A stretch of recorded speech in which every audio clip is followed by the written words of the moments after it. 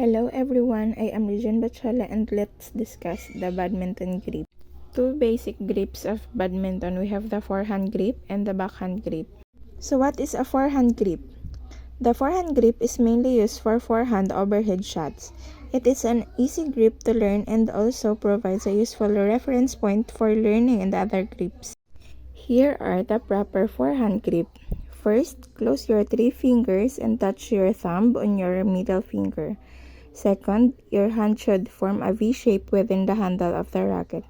Take note, don't hold too tight. When do you apply forehand grip? When hitting the right hand side and the backhand side. Now, let's use the clock method. 1, 2,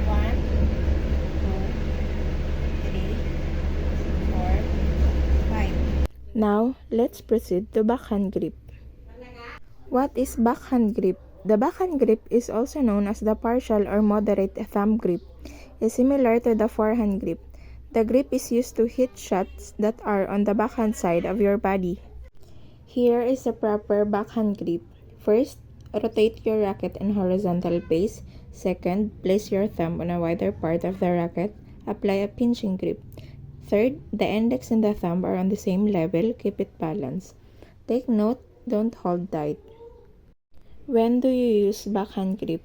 To hit the shuttle, backhand flick serve, backhand defense, backhand drive, backhand lift, backhand clear, backhand deep shot, backhand net drop. When do you apply backhand grip? Left hand side, center, backhand side.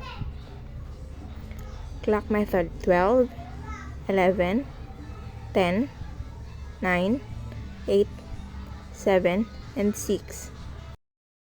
And that's the proper forehand and backhand grip. Thank you for watching.